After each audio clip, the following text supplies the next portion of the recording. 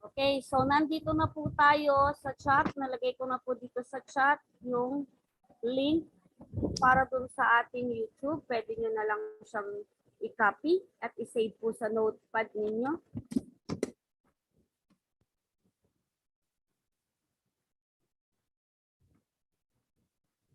Para po at inyo pong mabalikan.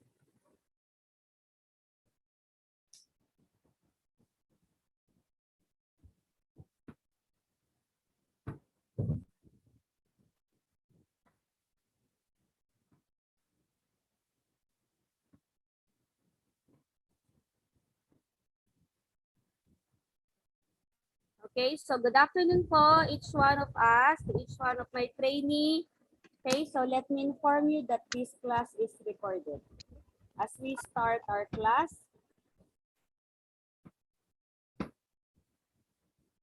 start with the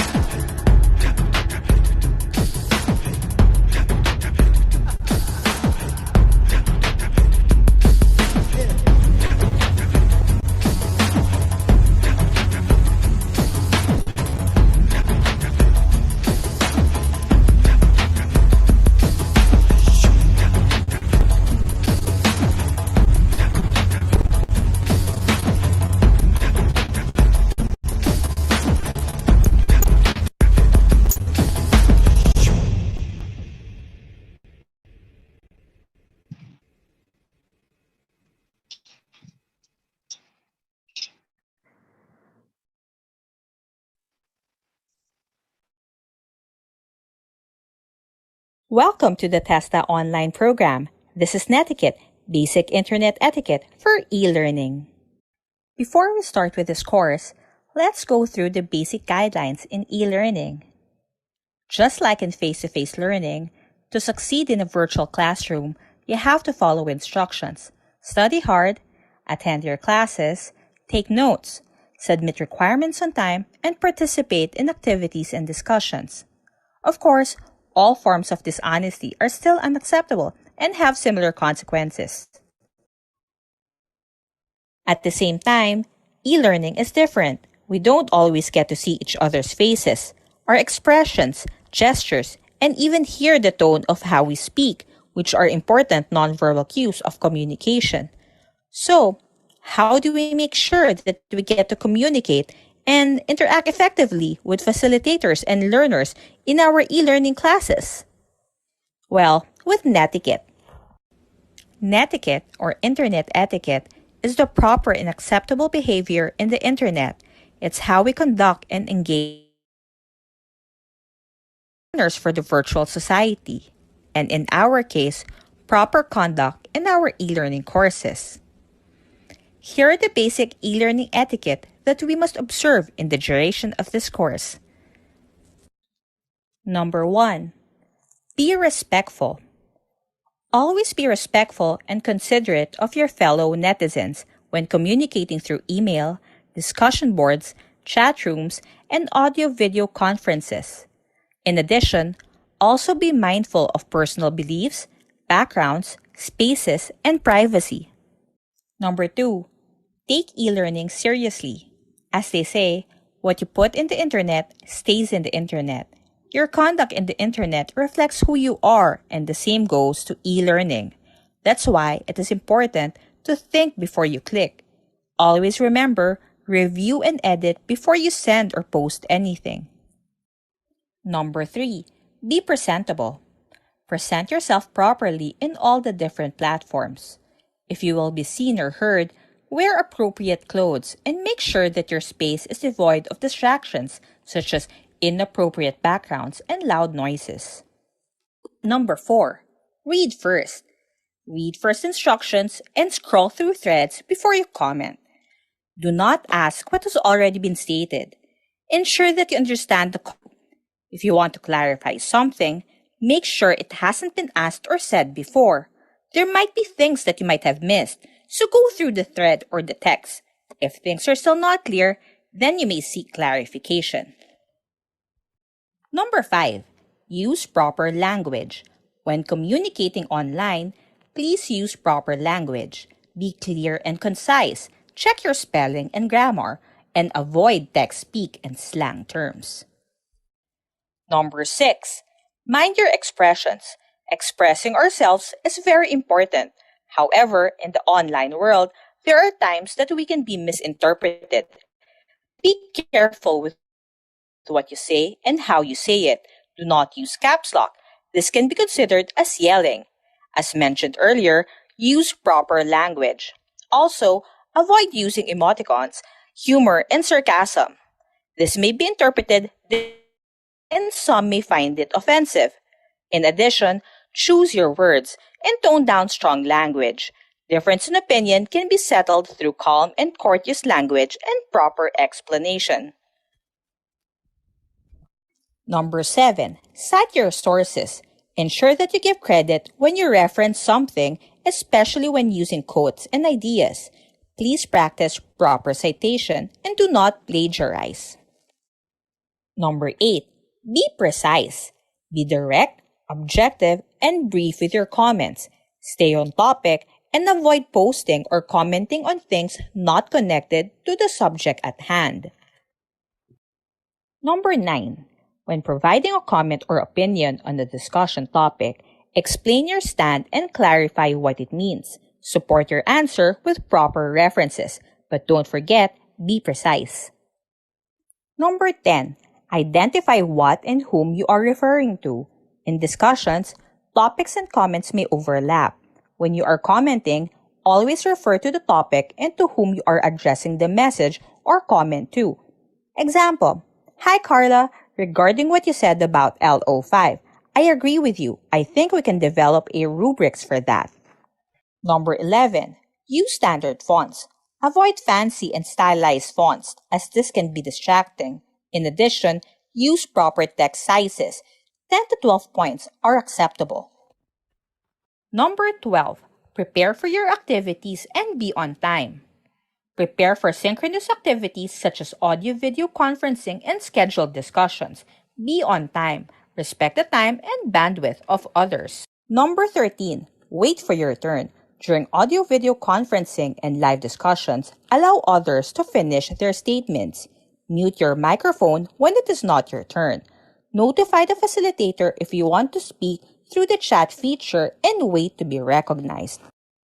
And lastly, number 14, secure confidential information.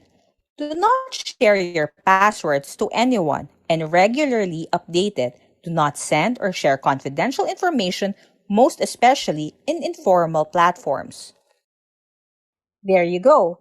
Keep this in mind and I'm sure you'll succeed in your e-learning course. What are we waiting for? Let's start this class.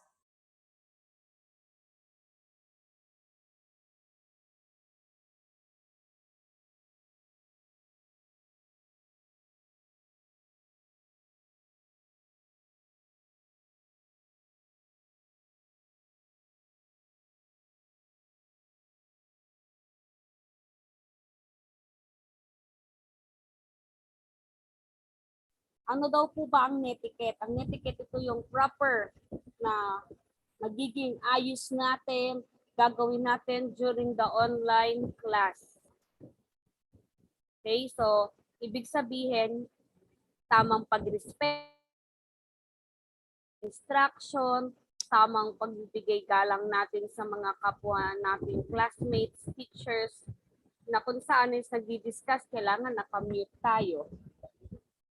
Proper attire kapag tayo ay nagkaklase. Kung ako ay nagpa-activity at sinabi ko sa inyo, kumuha po kayo ng picture or image na kailangan ninyong i-supply sa activity na ipapasa ninyo sa akin, ibig sabihin kakailanganin po ninyong kunin yung reference niya. For example, nakita niyo po yung pinakita kong prayer, meron siyang nakalagay sa baba, www. Kung saan man ang galing yon. Kunyari, meron akong pinagawa na sa inyo na kailangan po ninyong mag-drawing ng cupcake para maging logo ninyo. O, si Ma'am Jane Lilia. Okay, nakuha niya daw po ito sa www.baking. Okay, baking love it. Diba? .dessert.ph. May ganon. So, yun yung kailangan mong kunin reference as your reference. Bakit po? Kasi ina-avoid daw po natin na mag-plagiarize tayo. Naintindihan po ba? Kasi mahirap po na, syempre, gawa ng iba yun eh. So, tayo ay nagka-copy, parang may copyright po kasi na pinag-uusapan. So, ibig sabihin, kapag ganun po is, ang mangyayari is kailangan kuhain mo kung kanino ba nanggaling. Nagkakaintindihan po ba tayo? Yes po. Okay. Opo, sino po ba talaga tong si MID8072? Hello po, sino po si MID8072? Paki-change po or paki-rename po paki-rename po para at least alam ko po kung sino po kayo.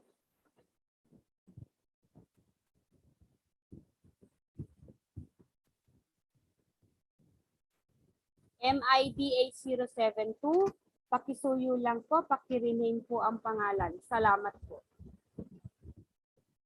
Okay, for the attendance po, may I call on Miss Ana Lumen Isais. Are you here?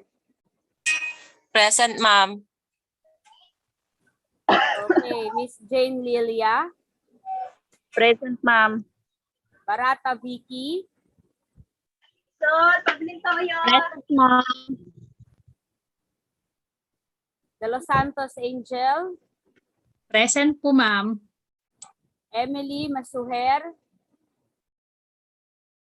Yes, ma'am. Dito po. Glycel Malakad. Yes, ma'am. Okay, Inamak Maria Eleanor. Present, ma'am. Tama po ba ako? Eleanor. Eleanor pa. Okay. Sino po, Ma'am Lani? Present po. Opo. Ma'am Lani, pwede po lagyan natin ng apelyido po ang pangalan ninyo. Salamat po. Makasait Elizabeth. Present po. Opo. Sino po? MID 8072.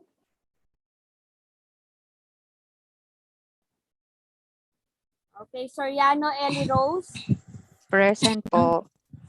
Cristating Nobelin. Present, ma'am. Sino po ang hindi ko natawag?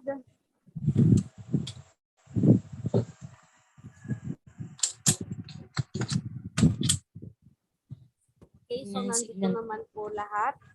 So we are 14 in a class today. Okay, Ma'am, so meron po. Yes po, sino po ito? Del Magnote po, hindi po natawag. Opo, ma'am.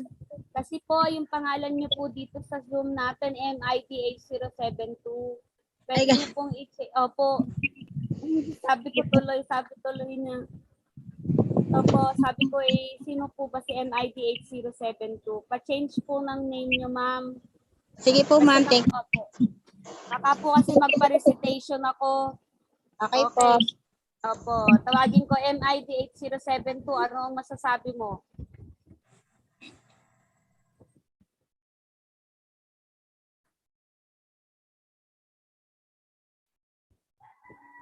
Lahat po ba sa inyo ay nakapasok na po sa NEO LMS?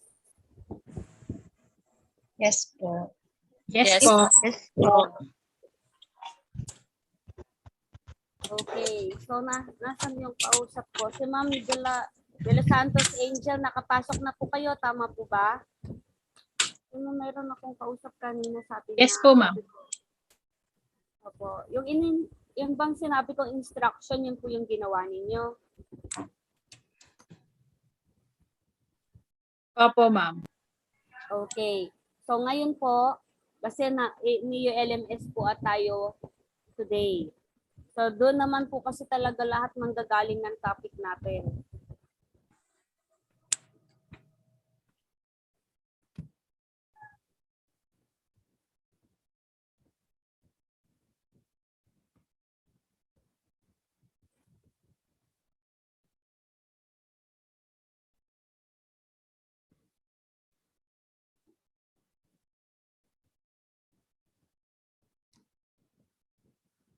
Kung kayo po ay naka-cellphone, try nyo pong pumunta. Nakikita na po ba ang aking sinishare? Opo. Yes, Opo. ma'am. Okay, for example po, sa cellphone nyo, punta po kayo sa Google Chrome. Tapos i-type nyo po itong phgis.neolms.com. Sana. Pagkatapos po, may makikita po kayong tatlong tuldok doon.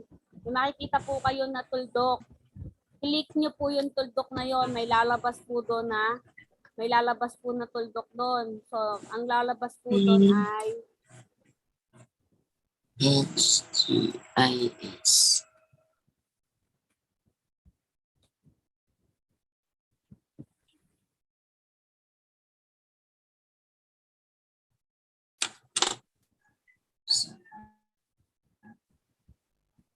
so lahat po ba nandyan na? Tapos, meron po kayo makikita tatlong tuldok. Nakikita nyo po ba yung sa cellphone ko? Pinakikita ko sa inyo. So, may makikita po kayo na tatlong tuldok. Tapos, makikita nyo po yung desktop site. Nakikita pa yung desktop site? Dito sa pinakikita ko sa inyo, sa cam. Nakikita po ba?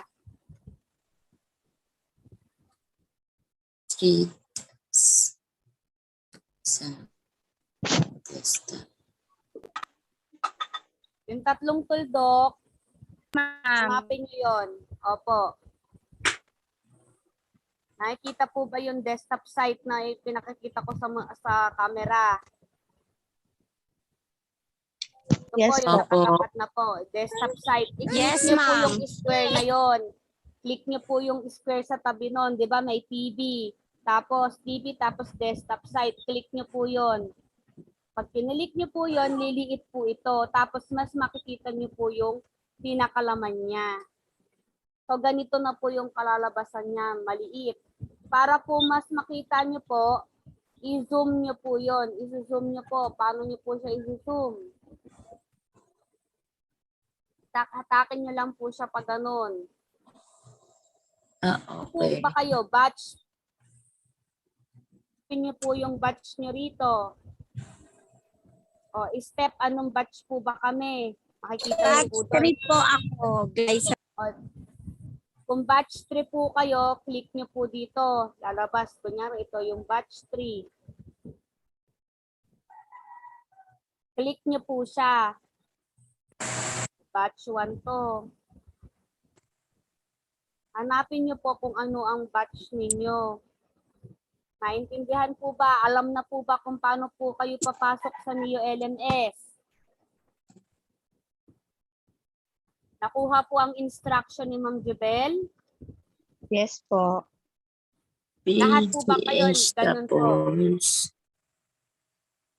Kasi pagka NEO LMS apps ang ginamit ninyo, kalahati lang yung nakikita, hindi nyo makikita yung buo. Kaya ang pinapagawa ko minsan, pag lalo na kung magsasagot po kayo, i-desktop nyo or doon kayo mismo sa browser, Google Chrome browser, input ng link or yung website mismo natin, phgistneolms.com. Nakuha po.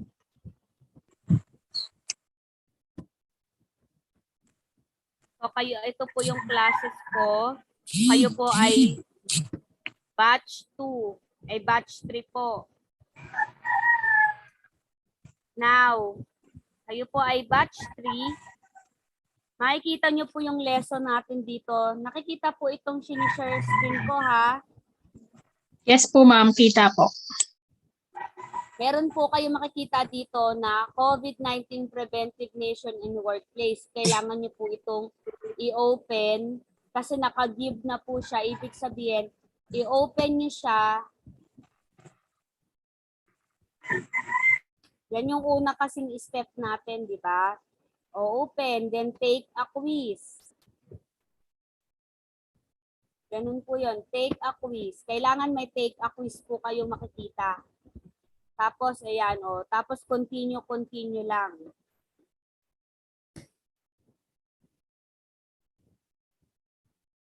Kapag ka nasagutan nyo na po itong si COVID-19 preventive measure,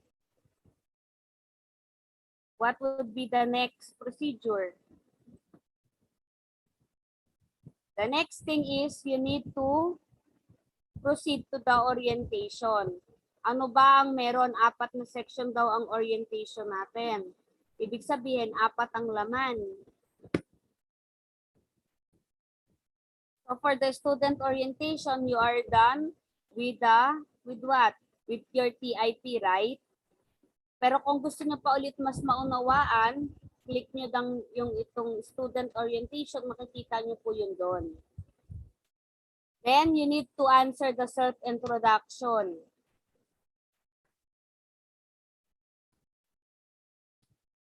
Can you tell me something about yourself? Simple lang po. Ano ba? Ano po ba kayo? Sino po ba kayo? Can you tell me something about yourself? And then answer this, the family name. Okay, kunyari ako, Villanueva Jovel B.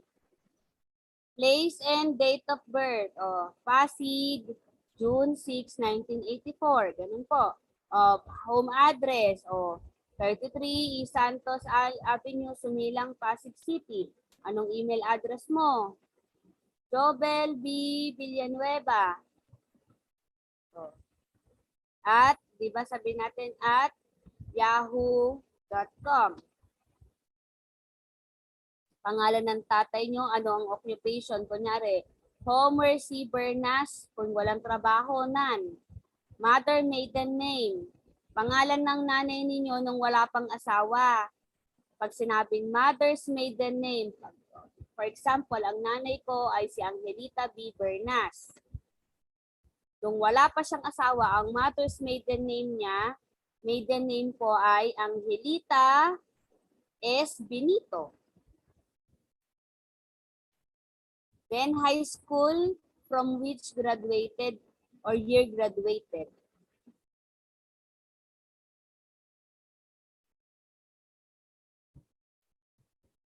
Okay, so kunyari take quiz kayo.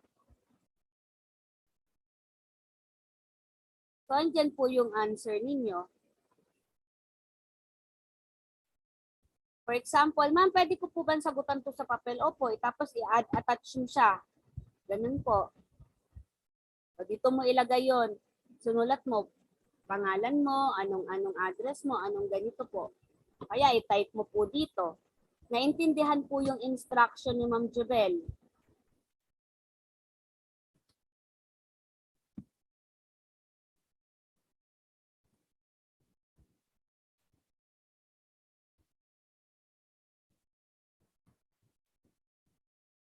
Nasusundan po ba si Ma'am Jubel? Nasusundan po ako?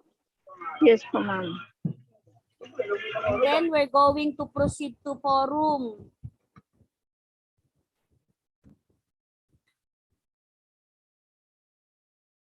What is the importance of netiquette in e-learning? As a e-learning student, what should you do why should you do to keep you from going against proper netiquette? Okay, do you think your qualification course is still necessary to the new normal situation? What is your expectation in your training? So, sagutan niyo yan. So,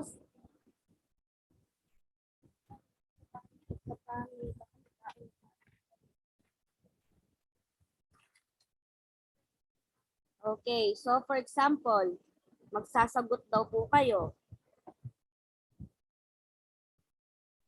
Click natin to para malaman natin kung meron ng discussion. Ayan, meron na pong mga sagot.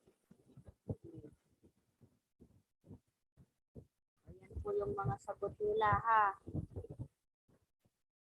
So kayo din po, makikita ko po yung sagot ninyo sa forum. May tanong po ba tayo? Do we have a question? Do you have any question po? None po. Clear na po ito sa inyo.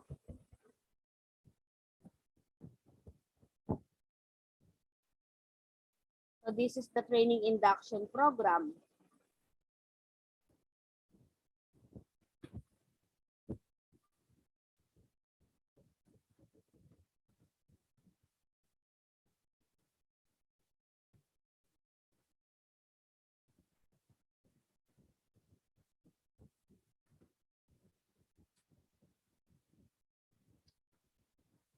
So we're done with the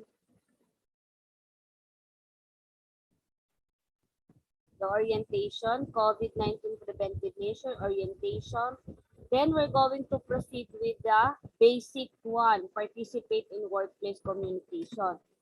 Ano po ba ito? Kung tatanungin ko kayo, base sa pagkakaintindi ninyo dun sa title, participate in workplace communication, ano ba siya?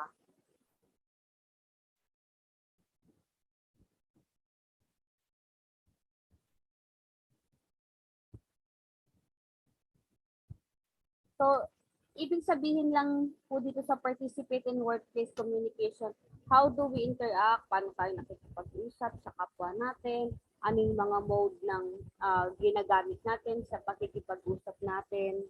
So, those are the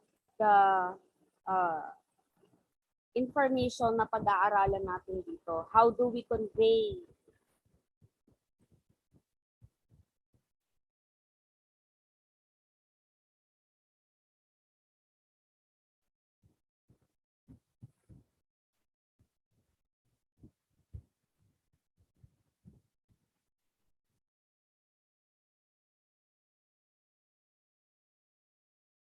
Okay.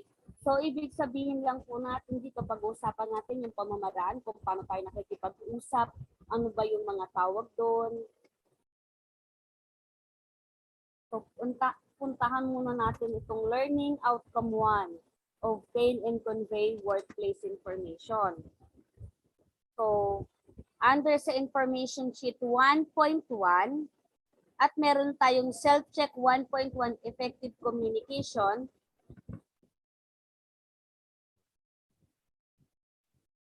For the effective communication, sabi natin ang objectives dito ay identify the effective communication skill. Avoid the common barriers of effective communication skill. Okay, for the introduction, sabi effective communication. Hinighlight ko po siya. Effective communication is about more than just exchanging information. It's about understanding the emotion and intention behind the information.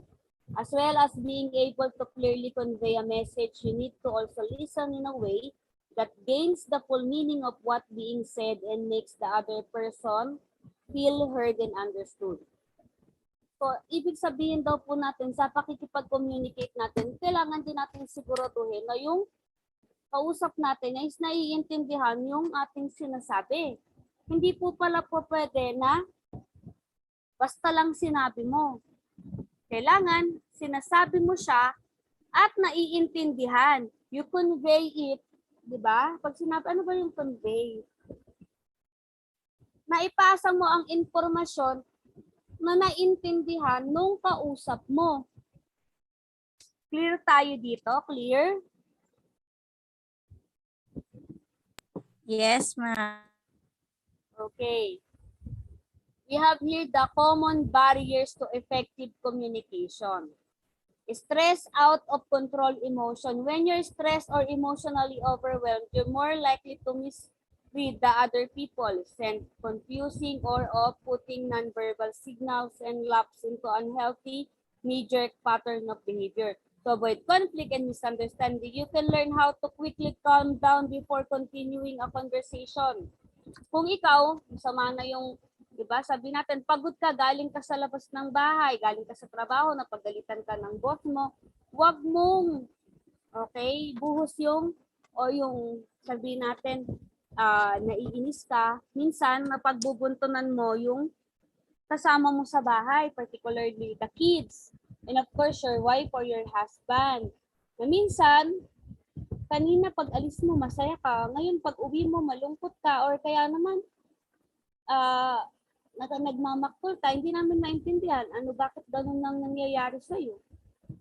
Sabihin natin nai-stress ako sa dami ng ginagawa ko sa trabaho. Pero sabi nga ng iba, kapag ka nasa bahay ka na, iwanan mo sa trabaho yung trabaho. Pero yung iba talaga nangyayari is nabibit-bit natin yung problema natin hanggang sa bahay. Nangyayari po ba yun? Minsan. Okay, sabi ng iba minsan. Nangyayari. Pero talaga, in reality of life, nangyayari talaga siya.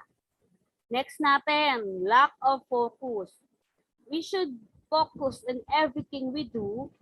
Okay? Bakit kailangan nating i-focus ang sarili natin? Para lahat tayo magiging tama. Hindi tayo mamamali sa ginagawa natin. Okay? Inconsistent body language. Okay? Kailangan po is tama yung inaasal mo sa sinasabi mo. Ina-act mo sa sinasabi mo. Baka kasi ma-misinterpret yung ginagawa mo sa sinasabi mo. Negative body language. Akala nito, yung pala, yung mata mo masakit. Akala nung babae, pagtingin mo sa kanya na binabastos mo kasi pinipindatan mo siya. That is the negative body language. Kasama pala yung mata. Yes. Kung minsan, hindi natin alam na makakabastos pala tayo. Winking eyes. Kasi hindi mo naman siya kilala, tapos ganun yung dating sa kanya. Feeling niya, nababastos siya. Okay, effective communication skill. Become an engaged listener.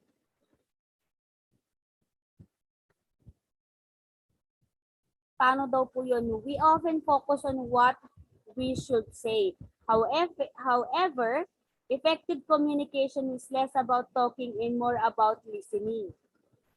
Listening well means not just understanding the words, or the information being communicated, but also understanding the emotion the speaker is trying to convey. Okay, you need to engage with listening. Damahin mo kung ano yung sinasabi ng speaker. Bakit? Kasi you need to be interested kung ano yung dinidiscuss. Pag hindi ka kasi nagkaroon ng interest, wala sa unang session hanggang sa matapos ang session ninyo, wala ka ng interest dun sa teacher mo. Kung ang lagi mo lang titignan dun sa teacher mo ay Bisaya yung teacher ko, ay mali naman siya ng pronounce. Yun na lang hanggang makita mo yung sarili mo, hindi mo natapos yung session ng klase ninyo.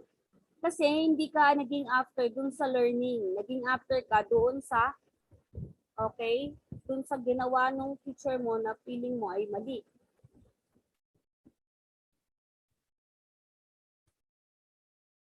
Tips for becoming an engaged listener. Focus fully on the speaker. Of course, makinig maigi doon sa nagsasalita. Favor your right ear. Avoid interrupting or trying to redirect the conversation to your concern. Show your interest in what being said. Try to set aside judgment. Ito na nga yun. Huwag mong husgahan how she pronounced the words, na mali lang siya ng pagsasalita, na pagtawanan mo na. Hindi naman nga ako nakita, naka-close naman ng cam ko. Pero ikaw sa sarili mo, come to think of it, hindi niya nga ako nakita, pero still, bakit ko ba siya napagtawanan kasi may mali? Ako ba hindi nagkakamali? Try to set aside the judgment. Provide feedback. We should always provide feedback. Pay attention to non-verbal signal. Improve how you read non-verbal communication. Be aware of individual differences. People from different countries and cultures tend to use different non-verbal communication and gesture. So it is important to take the age, culture, religion, gender, and emotion state into account when reading body language signal. Yung pagkaway, pagtango, mga body language signal na po yun. Pag niyaya ka na, kain na tayo.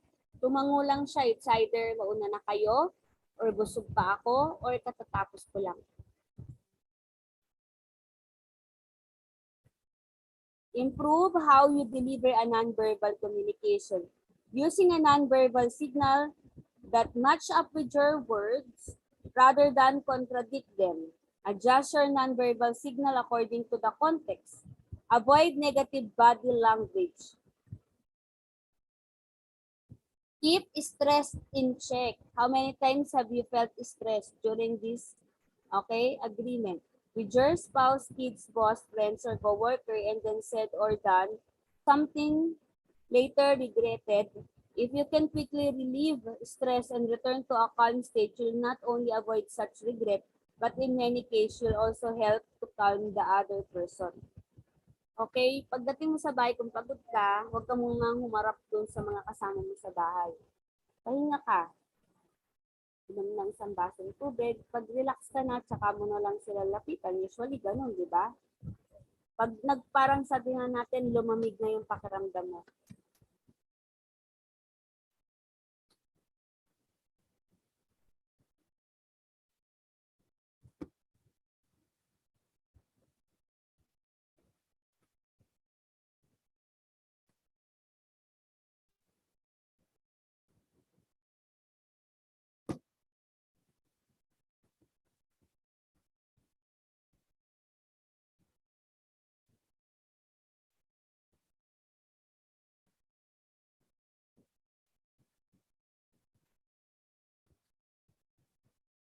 So, naka-give na po yung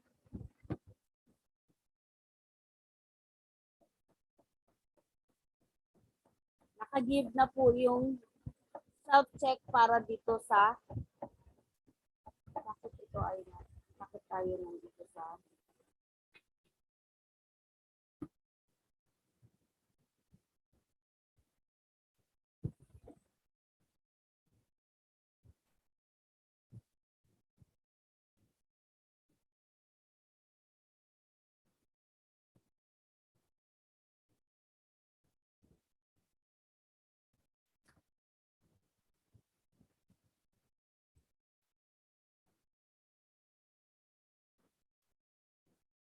Okay, so nandito na po tayo.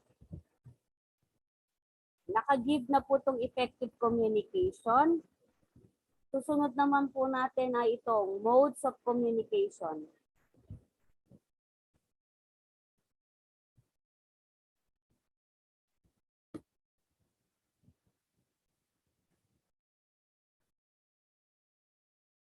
Sa modes of communication, ano daw po ba ang objectives natin dito? After reading this information sheet, you must be able to what? Differentiate the modes of communication, enumerate and explain the different modes of communication.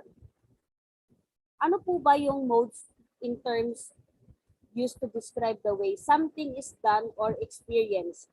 When we use the phrases mode of communication, we are describing the way communication is expressed. So, ibig sabihin modes. Modes pala, yung the way we communicate. So, tatlo po yun. 3 modes of communication. The interpersonal communication, interpretive communication, and presentational communication. Interpersonal communication is a two-way means of communication that allows the participant to evaluate and respond to each other. For example, tinawagan ko po ito, sabihin natin.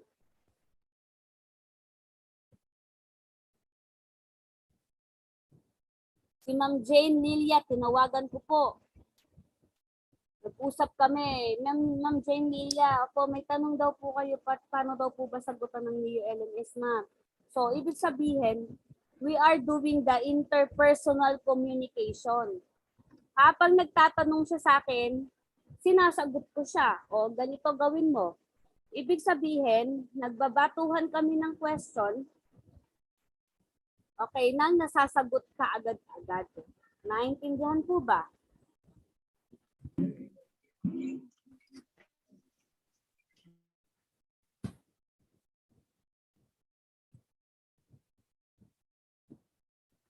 Next natin.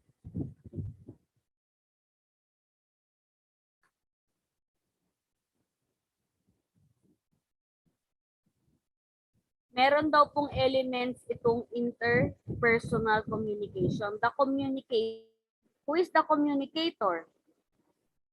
Okay, yung dalawang tao, sila yung nagko-communicate, right? Yung dalawang nag-uusap. What is the message all about?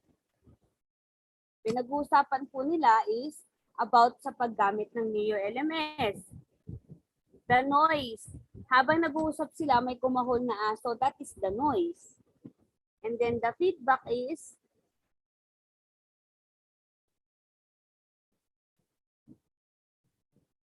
okay, for the feedback naman po natin is nagtanong si Ma'am Jane sa akin, sinagot ko siya, ma'am, may tanong ako sa NEO LMS, paano po ba sagutan ito?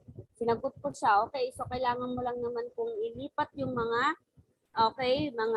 information, pili ka ng sagot dyan sa baba na nararapat dito kasi para siyang identification. So, nag-feedbacking ko sa kanya. Maintindihan po natin. Okay, the next is the context. All communication is influenced by the context in which it takes place. However, apart from looking at the situational context of where the interaction takes place, for example, in a room, office, or perhaps outdoor and social context, also needs to be considered. For example, the role, the responsibility, and relative status of the participant. The emotion, climate, and participant expectation of the interaction will also affect the communication. For example, Nasa probinsya ako. Nakipag-usap ako sa'yo, pero naglalag. Ibig sabihin po, nawalan ako ng signal.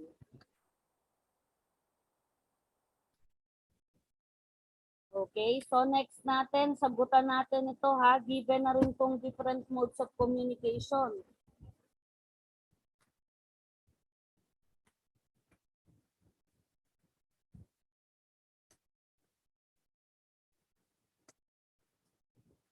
Susunod natin, we have here the written communication. What is the written communication?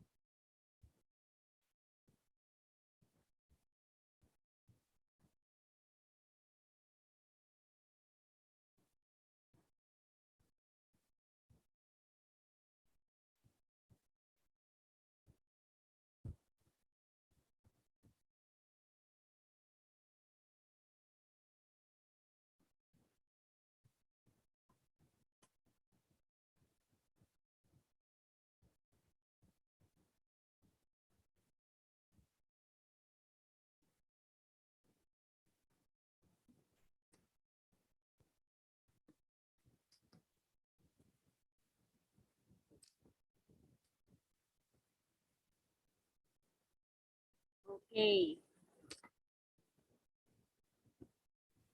For the written communication natin, so double check ko lang yung self-check natin para at least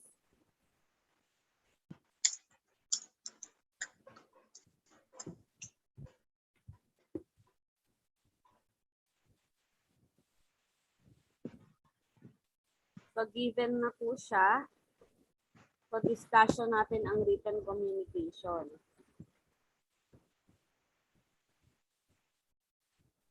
For the written communication natin, ano ba ang learning objectives natin dito? We need to enumerate the different example of written communication.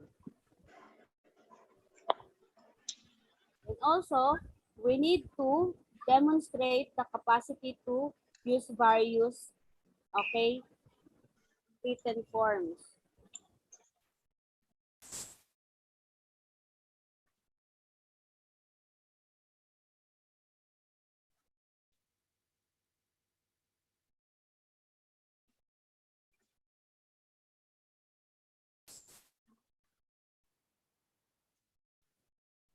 So ano daw po ba ang written communication? A written communication means the sending of message, orders, or instruction in written through letter, circular, or manual, report, telegram, office memo, bulletin, etc.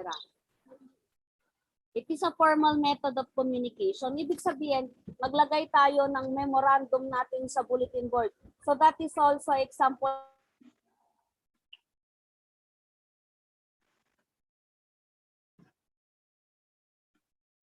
talaga. Importante ba talaga siya? So, pag-usapan po natin ang 5 C's of effective communication. Dapat nag-i-screenshot na po kayo ha para sa collage picture ninyo. Nag-i-screenshot po ba kayo? Yes po. Opo, nag-screenshot po ako. Yes po, ma'am. At least 4 na piraso lang po ha. Yes po. What is the 5 C's of effective written communication? The 5 C's po would be the connection. What is the connection? The good written communication forms a connection between the reader and the writer. Kailangan, kung naglagay ako ng memorandum dito sa bulletin board, may connection ako doon. Kunyari nakalagay doon, ang memorandum natin, okay, sabi natin, memo 1, 2, 3. Pagtaas ng sahod ng empleyado ng Villanueva Bake Shop. So, syempre empleyado ako, meron akong connection doon. Naintindihan po natin? empleyado ako nitong Villanueva Bake Shop. Siyempre, may ikukunik ko yung sarili ko, tataas daw ang sahod. Yun ang pag-uusapan, nakalagay sa memo. Clarity. Effective written communication is clear and easy to understand. Ibig sabihin natin, yung mga information daw po ba na nakalagay doon sa memo ay madali maintindihan? Ito po ba raw mga nakasulat dito sa memo ay correctness? Dapat tinatawag natin, may correctness ba ito? Sinasabi pa natin. Okay, sinasabi pa natin is, ano po ba ang pinupunto nito? Pag sinabi ang pagtaas lang ng sahod, ang pinupoint natin dito is ang pagtaas lang ng sahod. Wala nang ibang pag-uusapan. Okay, may tanong tayo? Wala po. May I proceed po? How to make your writing communicate effectively?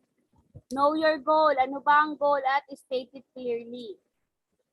Maipahatid sa aking mga empleyado ang pagtaas namin ng sahod na kapag ikaw ay regular, ang pagtaas ng sahod mo ay 100%.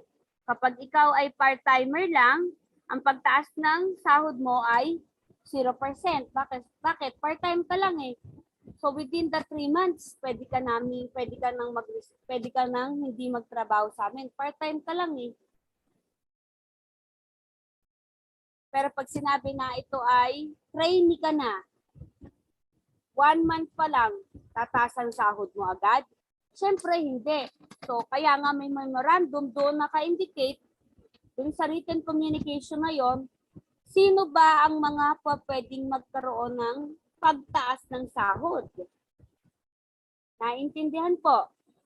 Use the correct tone for your purpose. Keep language simple. Stay on topic and keep it concise, and use active voice. Have someone proofread your writing. Okay, what is the advantage of written communication? Meron daw mga advantage. It is suitable for long distance communication. It creates permanent record of evidence. It can be used as a legal document. It can be sent to many persons at a time.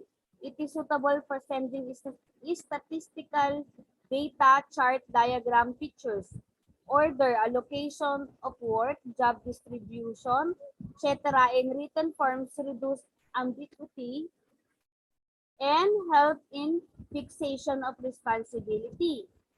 Uniformity in work procedure can be maintained through written communication. A good written communication can create a goodwill and promote a business. Tama po. Okay. Limitation or what is the disadvantage of written communication? It is expensive, not so much due expensive. Ipapadala ko to sa ibang lugar. Okay?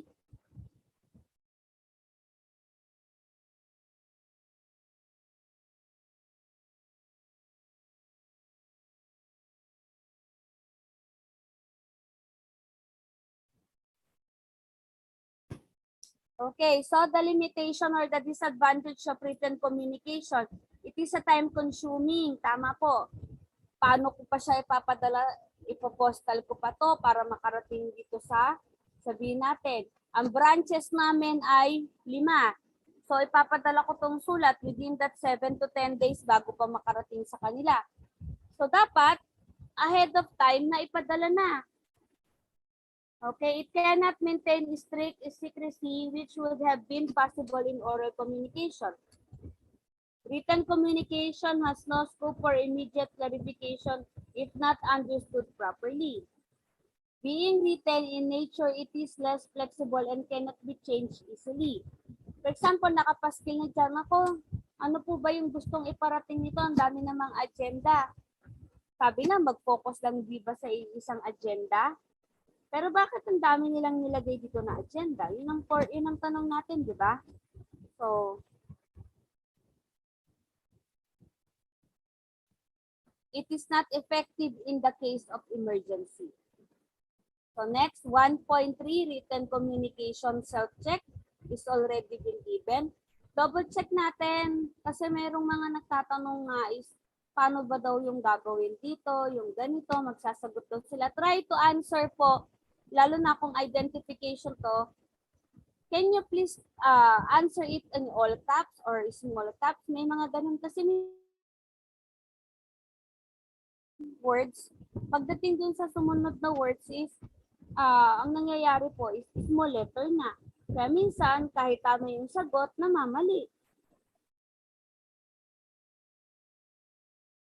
Next natin, puntahan natin ang speaking English at basic operational level. Before we proceed with this topic, may katanungan po ba kayo?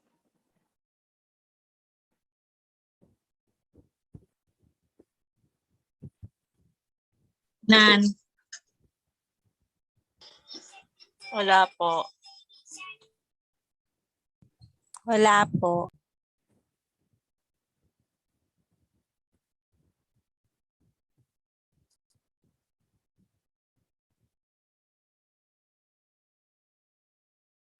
Wala po. Okay po.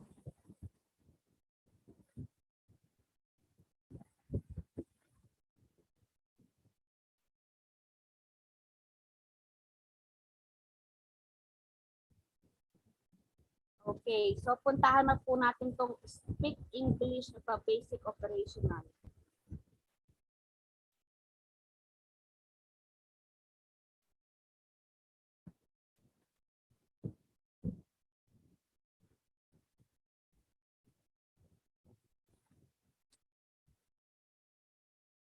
Okay, puntahan natin ang organizational policy. How do we define organizational policy? Enumerate the purpose of organizational policy. What is a policy and procedure in the business? The company policy and procedure are an essential part of any given organization. These are employed to protect the right of the company employee as well as the interests of the employers. This is to establish the role of conduct within an entity, outlining the function of both employers and organization workers. This may include employee conduct, dress code, attendance, privacy, and other related conditions. So these are the policy ng isang kumpanya. Okay, naintindihan na po ito ha, clear na po yan. What is the purpose of policy in the workplace? Okay, so we have the policy handbook. Napaka-importante nito. Lahat ng mga patungkol, mga bawal at mga, okay, hindi pwedeng gawin sa ating kumpanya ay dito nakalagay. Kung ikaw ay bibigyan nito, dapat may receiving copy ang, okay, ang nag-release, si custodian, o yung taong nag-release ng mga dokumento. Kapag ikaw ay tinanggap, kasama yan sa yung policy handbook na yan. Naintindihan po natin. It is included. Okay, so next natin. Uniformity. Uniformity in terms of employee rights and responsibility. It is important factors in maintaining harmony within the workplace. Within the guidance of a policy, various problems and issues may arise and affect significant business operation in the worst possible way, because one's personal standard may vary from that of another individual. This is likely to cause internal conflict. Okay, so ibig sabihin natin uniformity in terms of employee rights and responsibility. Hindi po pwede na may isang, okay, bago lang siya pero mas nakakaangat siya. Ganun ba yun? Mas kasi favorite siya ni boss, kaya dapat ako is trabaho ng trabaho, itong isa ay paupo-upo lang pero mas mataas ang sahod niya. Totally, sa isang buwan wala nga siyang ginawa. Proposal nga, ipinapasa niya lang sa iba para lang meron siyang maipasa eh. So, ibig sabihin natin, may uniformity ba dun sa binigay kong example? Di ba wala? Kasi parang iba yung dahil favorite ka ni boss, wag ka nang gumalaw pero sasahod ka. Dahil itong isa naman, hindi siya paborito, so kailangan doblehin niya pagod niya kung gusto niyang kumita ng malaki. Ganun po ba yun? So, ang sabi kasi dito, uniformity in terms of employee rights and responsibility. It is important factors in maintaining harmony within the workplace. Best practice. Companies that had been running for several years eventually recognize what decision and action greatly affect the performance of an organization. Some minor policies are employed to keep workers in line with the direction and procedure that may benefit their department. Say, for example, sales representative frequently face client and customer as part of their job role. Knowing this, it is important to implement policy that address their appearance, etiquette, and communication capacity when dealing with prospect. Considering the nature of their job, this policy greatly influenced the level of success acquired in generating new customers. So, ibig sabihin, sa best practice lang is do everything your best. Diba? Sabi natin, kasi hindi ikaw, pag ikaw is nasa isang tindahan, hindi pangalan mo yung nire-represent mo eh. You are representing the name of the company. For example, I'm Jubel from. Okay, I am Jubel of GIST of Gateways Institute of Science and Technology. Ganun po. Okay, for this one po, you need to answer the Organizational Policy Self-Check 2.1. It is also been given to you. Sasagutan na lang po ninyo.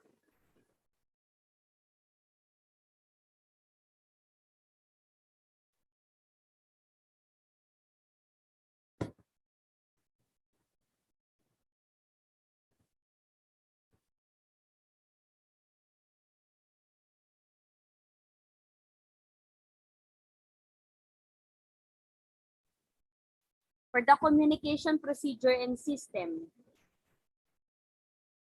After reading this information sheet, you must be able to enumerate the different types of communication. Okay, we're going to define the types of communication system. Different types of communication system. Okay, so sabi natin dito, bago yan, ano ba to? The communication system enabled the successful transmission of idea or any other important information among individuals. So, ang communication system daw, ito yung pamamaraan kung paano tayo nakikipag-communicate sa ibang tao.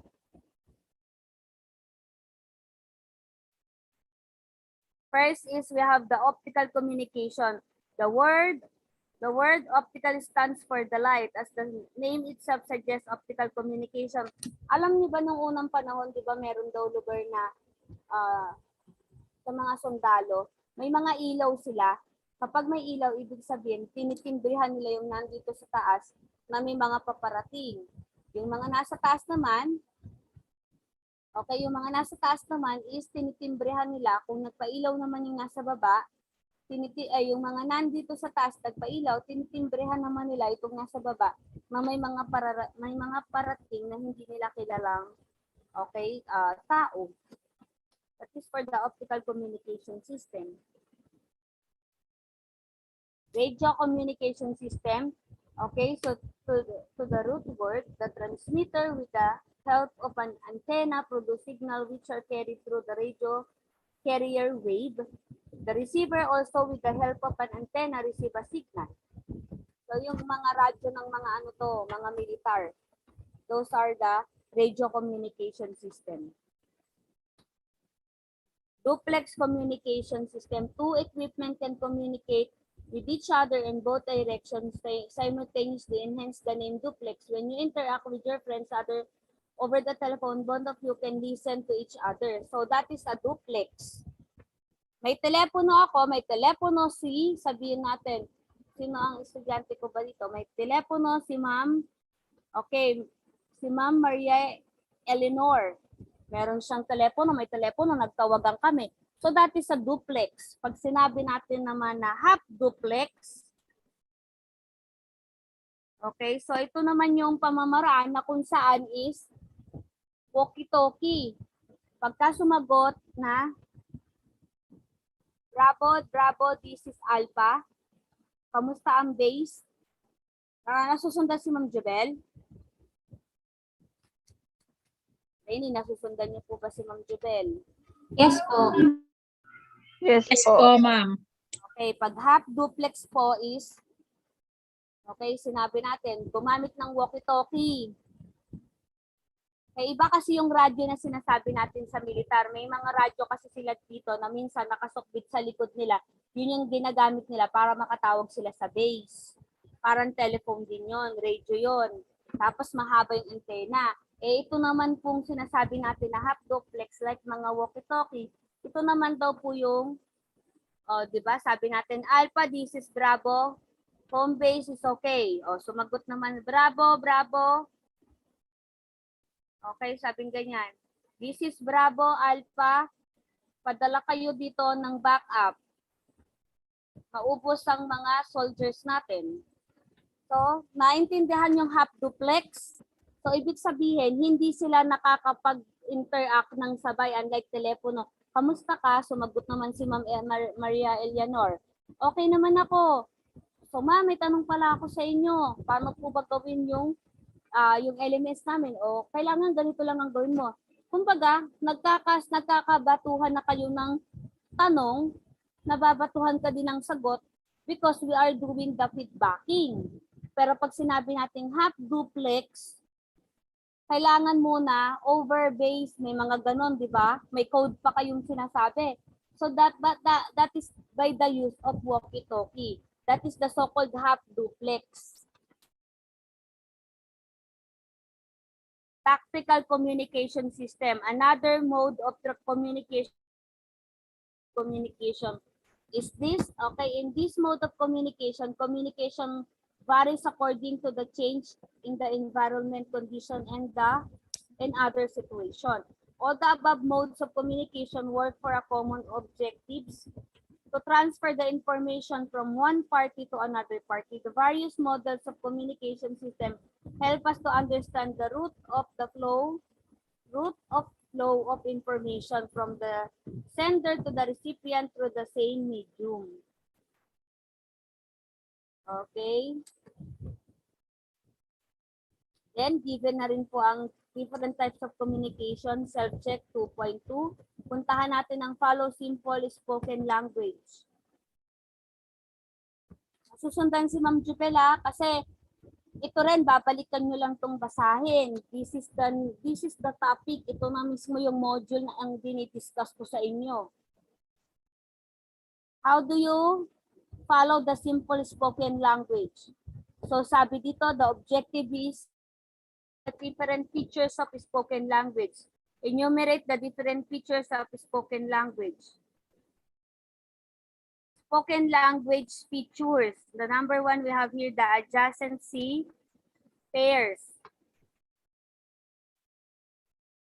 These are commonly paired, okay, statement or phrases often used in two-way conversation.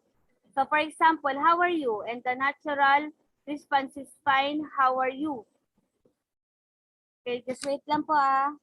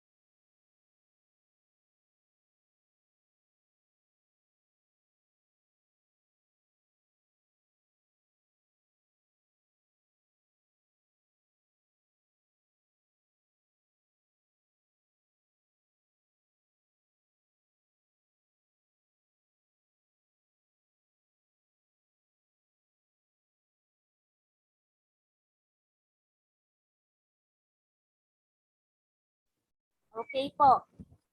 Adjacency pair. Nasusundan po ba ang tinatopic natin ngayon? The simple spoken language.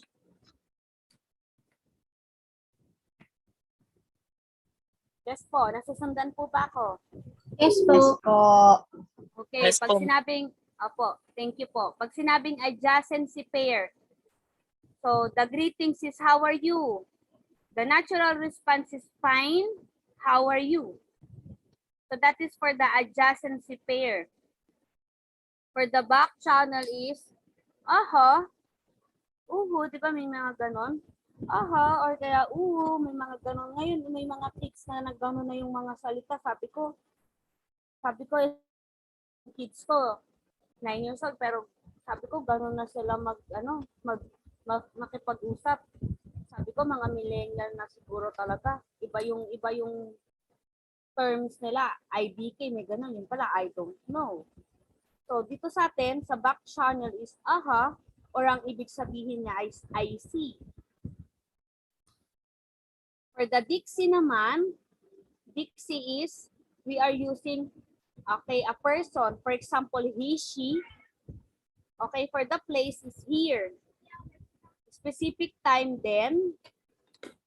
For the example included this, there, or that. Discourse markers. Okay, there are two words or phrases used to help a listener organize. So, for example is, first, we need to brush the mixing bowl with butter. Then after that, okay, we need to put inside the mixing bowl with the butter our dough. Then we're going to cover it with cling wrap. On the other hand, usually ganon, di ba? On the other hand, we need to wait for about 15 minutes, okay, for the resting of our dough. And then furthermore, we need to, okay, sabing ganyan, we need to panning the dough. But before panning, we need to portion it. Naintindihan yung discourse markers?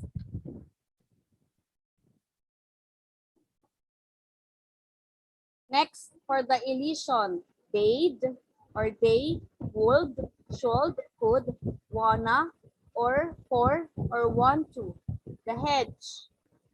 These are the example of hedge. Perhaps, possibly, and sort of.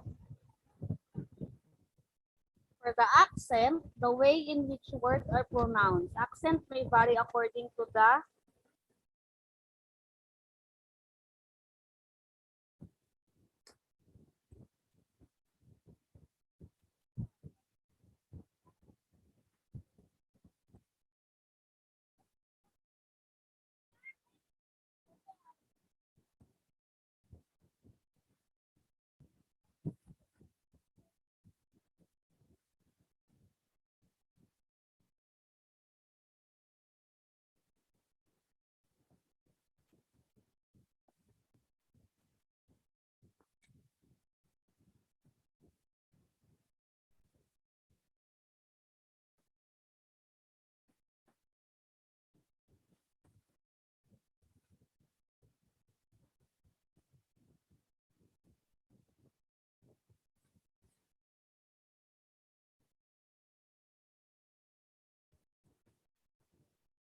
okay. So for this one, follow simple spoken language, meron na po tayo ditong self-check. Naintindihan po ba si teacher? Meron kayong sasagutan na self-check, follow spoken language. Then we're going to move on to the participate in workplace meeting. So for the information sheet 3.1,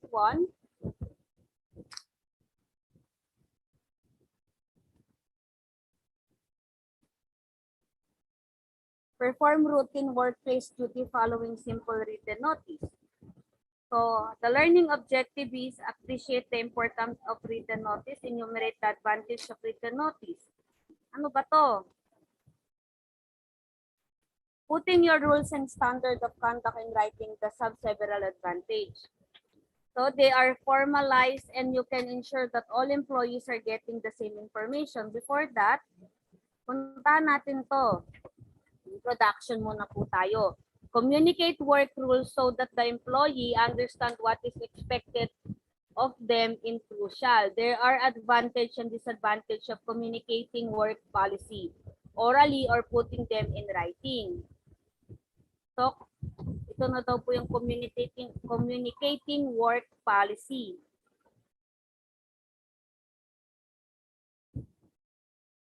Types of workplace responsibility. We have here the job-specific responsibility. Each employee in a company position or in an upper management operate daily based on a specific job description. For this position, it is the employee's responsibility to perform the duty of the position to the best of their ability. So yun lang naman po yan. Ano man ang trabaho mo, kung ano ang assign sa'yo, gawin mo ng maayos. Personal performance accountability, another general responsibility for all employees is and being held accountable for the action. Kung ikaw ang nagkamali, huwag kang mag-blame ng ibang tao. Kasama ko yung manager ko, kasama siya sa EDBing ko. Hindi lang ako dapat kasama siya kasi siya yung manager ko. The question is, asan po ba yung manager mo? Manager ko po ay nasa meeting. Pero nandun siya sa branch. Kasama mo ba siya sa loob ng kitchen nung mangyari yon? Hindi po. Bakit mai-involve yung manager mo? Nung sabihin natin, nung nasunugan 10 heads of chicken, kasama mo ba siya nung niluluto mo yon? Hindi po, o hindi siya involved doon. Ikaw lang ang involved doon. So, hindi ka pwedeng magpasalo kung kani-kanino para lang maligtas ka. At the end, baka ikaw na po yung, ikaw po yung, sabihin natin, kakapasalo mo sa mga nagagawa mong mali, pwedeng mas grabe yung maging kapalit nun. Okay, yung exchange nun is hindi mo in-expect na mas makakasama pala sa'yo. Naintindihan po natin? Managerial oversight and leadership. A manager's primary responsibility is to keep their team or department on track to meet goals and measure up to the company standard. A good manager is also responsible for developing the skills and performance quality of the employee under their supervision. So yun naman talaga, di ba? Kaya ikaw ang manager, ibig sabihin you are responsible in everything. So kung ako ang manager, I am responsible. So ibig sabihin naman po natin noon ay kailangan gawin ko din yung trabaho ko. Hindi pwede na ako yung manager, nakaupo lang ako. Hindi po ganun yun. Kung ikaw ang manager, ikaw talaga lahat ang mag-iisip ng dapat gawin dito sa kumpanya. Hindi pwedeng nakaupo ka lang at ang mga nasa pinakamababa ang nag-iisip para sa'yo. Hindi po. They are your employee, you are the manager, so that is the time na sa'yo manggagaling yung sasabihin na dapat gawin dito sa mga mas mababa ang posisyon. Provision for a safe workplace. So, kailangan daw po, sabing ganyan, by the regulation of the U.S. Department of Labor and Occupational Safety and Health Administration, requires that all employers provide for the safety of their workers. Workplace environment must meet the OSHA standard and are subject to possible inspection. For employers, must provide the maintained equipment that is safe for for use, post sign, reminding workers of safety protocol. So, tamang pagsusot lang naman ng PPE ito. Okay, so, tamang pagsusot ng PPE, tamang pagsunod sa rules and regulation. Dapat meron kang mga, sabi natin dito, kung restaurant ang pinagtatrabahuhan mo, dapat merong back of the house at front of the house. Hindi po pwede na kung saan dumadaan ng customer mo, doon ka rin lalabas para magtapon ng basura. Kaya yung ibang mga restaurant, makikita ninyo, may pintuan talaga sila sa likod. Doon yung back of the house. Naintindihan natin? Then, dapat meron tong, alam ninyo ang fire drill, alam ninyo yung sanitation, Meron kayong mga permits to operate because you have the sanitation permit, you have the, okay, sabihin natin malinis yung mga water ninyo dito sa gripo kasi sabihin natin mineral lang ginagamit mo pag nagluluto. Hindi, yung gripo po, ang question natin yung gripo niyo po ba, malinis po ba yung mga tubo na pinanggagalingan niya. So yun yung mga dapat na po ha. Handling financial obligation. So this one, ang may hawak nito is the accounting department. Okay, so sasagutan natin ang perform routine workplace duty. Puntahan natin ang 3.2.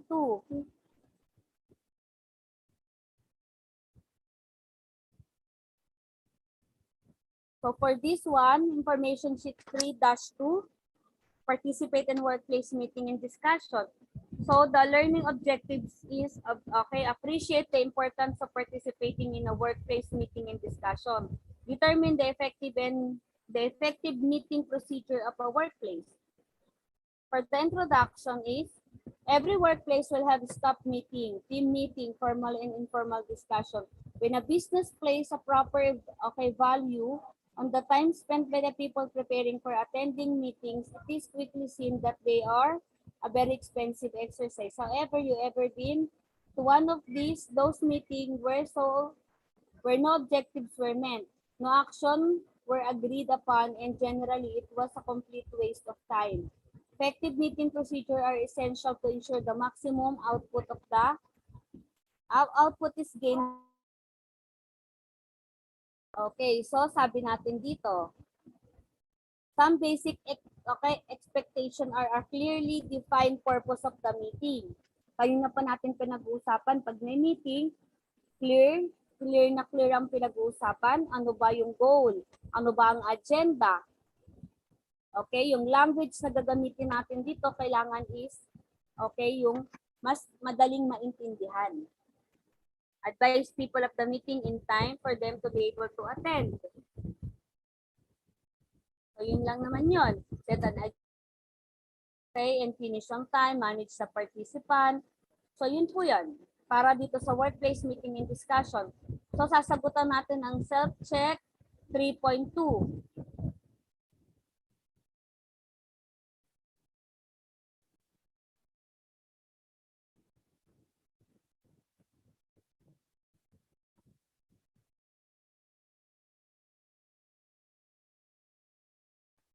Puntahan natin ang information sheet 3.3. Ability to relate to people's social range in the workplace.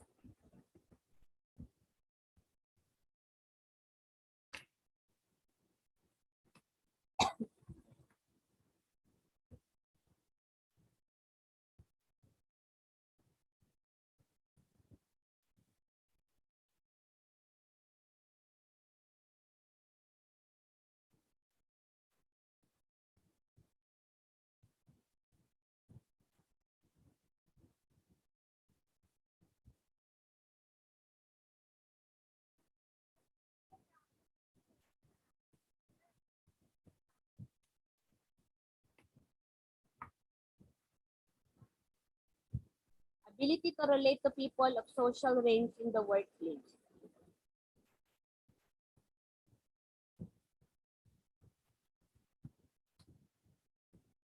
After reading this information, you must be able to apply proper way of developing a strong relationship with people in the workplace. Determine the different interpersonal skill tips.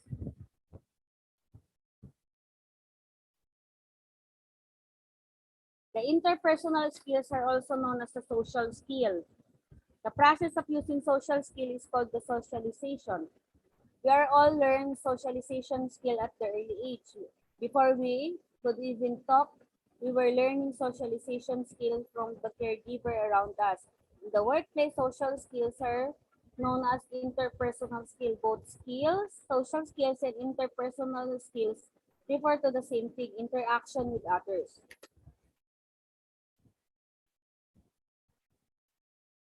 Ano daw po ba yung mga iba't ibang uri ng interpersonal skill? So, ang sabi natin, ang interpersonal skill, ito daw po yung interaction with each other. The 7 interpersonal skills if you have the managing relationship. So sa managing relationship, lagi naman 'di ba, napaka-importante nito na tayo po ay okay, may relationship with with our co-employee. Hindi pa pwede na ang relationship mo lang is sa boss.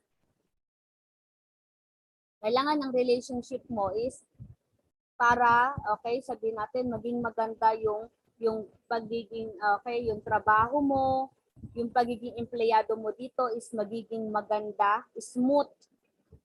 Okay? Kailangan yung managing relationship nandito. So sabi, if you are a full-time employee, you can expect to spend 40 or more hours a week with your coworkers. You can begin to understand why it is so important to have good relationship with them or with your coworkers. So yung good relationship, kasi sila yung mas matagal mo nakakasama. Araw-araw na ginawa ng Diyos sa buhay mo, sila yung mas nakakasama mo pag uwi mo sa bahay, matutulog ka na lang. Okay, makakasama mo ang pamilya mo Sabado at Linggo.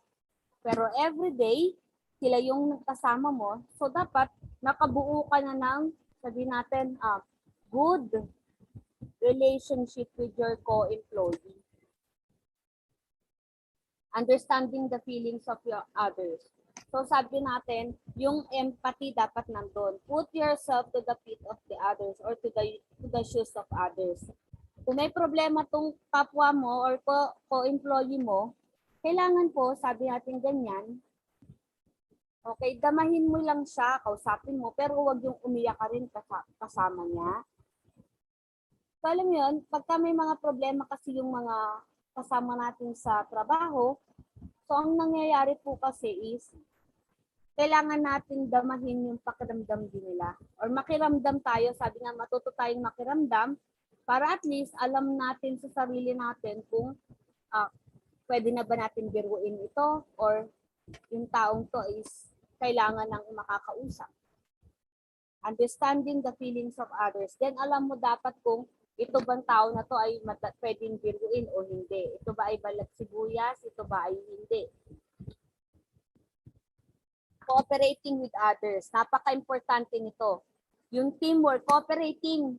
Okay? Parang pakikipagkapwa-tao na rin natin ito or yung tinatawag natin na teamwork. Okay? Having a great attitude. Napaka-importante nito and showing respect. Yung respect na to, dapat nga siya yung number 1 eh. Kasi kapag may respeto ka, kaya mong i-apply lahat ito. Na managing relationship, understanding the feeling of others, cooperating with others, and having a great attitude. So kapag may ganito ka, so you are showing respect, so that is the time na, okay, you are a fully packaged employee. Ibig sabihin natin, pag sinabing fully packaged, marunong kang rumispeto. Kahit saan ka magpunta, hindi ka, okay, makakabastos ng ibang tao. Okay, so next natin, kailangan natin sagutan ng self-check 3.3.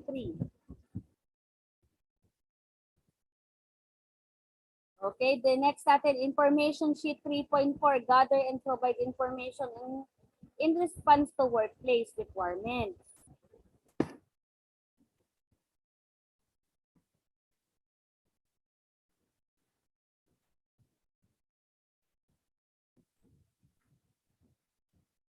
Gather and provide information in response to workplace requirements is ano?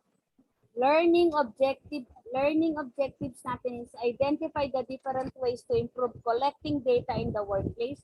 Identify the different ways to take notes on a meeting. So as a technology becomes part of a regular business practice, it is important to enhance your data collection. Methods collecting data can give your company valuable insights you can use to increase your longevity. Data collection involves gathered and measuring information that you can use to answer questions, evaluate outcomes, and test theories. Okay, so here are the 7 different things you can do to improve how you can collect data in the workplace. You need to review the existing documents. Paano ba ako makakakuha ng data? So, syempre, gusto ko malaman kung kumita ba ang tindahan na Villanueva Bake Shop last year. Anong taon yung mababa, anong taon ang may kita? So, review existing documents. Find ways to encourage written feedbacks. So, dito sa trabaho mo, kailangan merong feedbacking. Ang question natin, pag nag-feedback ba, kailangan tanungin, sino po kaya yung sinasabihin nyo na empleyado namin na may masamang nagawa sa inyo? So, hindi ka pwede magtanong kasi that is feedbacking ng customer natin eh. So, once na nagsalita siya ng ganun, okay, nasa sa customer na yon kung maglalagay ba siya ng pangalan kung sino yung gumawa sa kanya ng maganda or gumawa sa kanya ng pangit na empleyado. So that is the time po na, gagamitin mo tong written feedback na to para mas ma-improve pa yung inyong tindahan. Hindi mo to gagamitin para magpatalsik ng empleyado or hindi mo gagamitin ito para yung iyong empleyado is mas tumaas ang sahod. Gagamitin mo ang written feedback for the improvement of your restaurant. How your data collection team observe. Paano daw yun? Sabi dito, observation is an underrated technique for collecting data in the workplace. You can gather a lot of facts about your company by observing how things unfold during projects or events. This is a non-intrusive way to collect data while all the moving parts of the company are in action. While it can take a while to collect data through observation, it's easier than getting people to participate in an interview. Observation can be effective technique for finding ways to help increase efficiency around the office. Challenge existing assumption when deciding what data to collect. One of the most constructive things you can do when collecting data is using the result to help your company improve. So yun naman yung kailangan eh. Kaya ka nga kumukuha ng mga data is to improve your company. Be prepared to take action on survey result. Establish confidentiality. So napaka-importante nito. Once that you conducted the survey, it is always to be confidential. Okay, so answer the self-check 3.4. Puntahan naman natin ang information sheet 4.1. Technology relevant to the enterprise. Napakahalaga ng technology. Kasi sabi natin, appreciate the importance of technology in a workplace, enumerate different benefits of having technology. So dito lang naman talaga sa technology na to, mas nakakatulong ito sa atin bilang empleyado. Kasi mas napapabilis yung trabaho natin. Yun lang yun eh. Yun ang purpose ng technology eh. So sabi natin, mas bibilis ang trabaho. Paano kaya kung wala tayong printer? Papel na lang, tapos susulat mo doon, anong table number? Table 1. Isang pansit canton, isang carbonara. Okay, sabi natin, isang pineapple juice, isang Coke. So yun yung order niya. Tapos riresibuhan mo pa siya. Gagamit ka pa ng carbon paper para lang at least yung order slip mo may kopya dun sa kabila.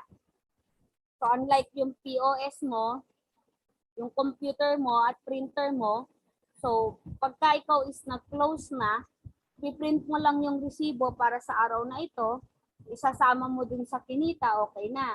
E paano kung sabihin natin naka 10,000 ka, tapos wala kang calculator, tapos mano-mano lang, bibilangin mo ilan yun, nakasulat, nakatara ka dito sa ilan ang hamburger mo, bibilangin mo isa-isa yun. Eh hindi ka pa nagtali, naku, bakit ba hindi ako nagtali, ano ba yun? Uulitin mo na naman sa simula. Kaya sinasabi ko sa inyo na napakadali ng buhay natin kung meron tayong computer or meron tayong technology, lalo na kung tayo po ngayon is nasa industry or tayo nasa tourism sector. Even wala naman tayo sa tourism sector, lahat ay nangangailangan ng technology. Okay? So answer natin itong self-check 4.1. Next natin, puntahan natin tong basic mathematical. So if this one is pinag-aaralin lang naman natin dito, ano ba yung mga mathematical process na alam natin? Of course, dito pumapasok si addition, subtraction, division, and multiplication. So una, ano ba ang mathematics? It is a systematic study of magnitude, quantities, and their relationship as expressed symbolically in the form of numerical forms. Okay, so puntahan natin ano ang arithmetic. Arithmetic is the old and most elementary branch of mathematics used by almost everybody. For tasks ranging from simple day-to-day counting to advanced science, the business calculation, it involves the study of quantity, especially as the result of combining the numbers. Arithmetic operation, what is the arithmetic operation? Tapos ka na, anak. Bakit? O, sige, wait. Tapos na yung klase mo? Bakit di mo pa ano yung ano mo? Ma'am, patay po yung mic. Salamat po. Sorry po. Okay, so puntahan po natin ang arithmetic operation. Sa arithmetic operation daw po ay gumagamit daw tayo ng addition, subtraction, multiplication, and division. Sino sa inyo ang hindi alam gamitin itong MDAS rule? Lahat tayo alam natin ito, di ba? Multiplication, addition, subtraction, multiplication, and division. Okay, so for the addition, this is the 1 plus 3, 4. Subtraction, pagbabawas. Multiplication, okay, ilang beses mo i-divide mo lang. Kung ilang number ang meron dun sa, okay, denominator and numerator, may ganun po. Question tayo dito. Do we have question po? Wala po, ma'am.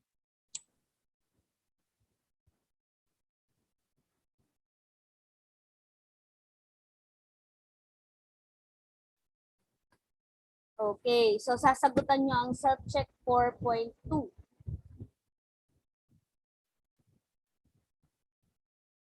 Next natin. Information sheet 4.3.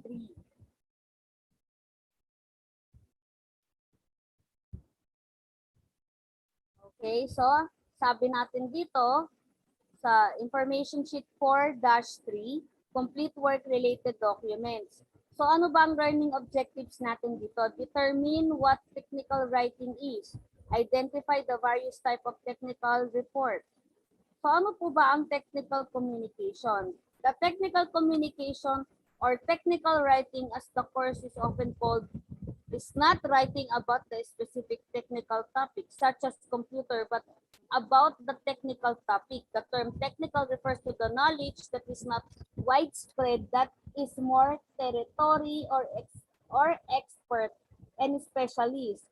Whatever your major is, you are developing an expertise. You are becoming a specialist in particular technical area. So that is a technical communication. Ibig sabihin, alam na alam mo pala yung said topic nito. That is the technical communication. The technical writing introduces you to some of the most important aspects of writing in the world of science, technology, and business. In other words, the kind of writing that scientists, nurses, doctors, and computer specialists, government officials, engineering, and other such people do as part of the regular work. That is for technical writing.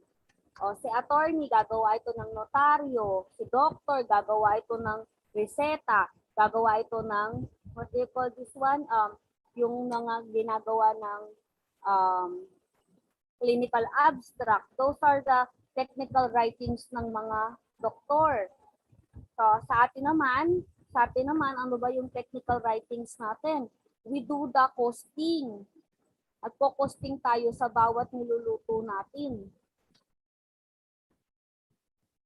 Type of technical report. The technical background report. The background report is the hardest to define but the most commonly written. This type of technical report provides background on a topic. For example, solar energy.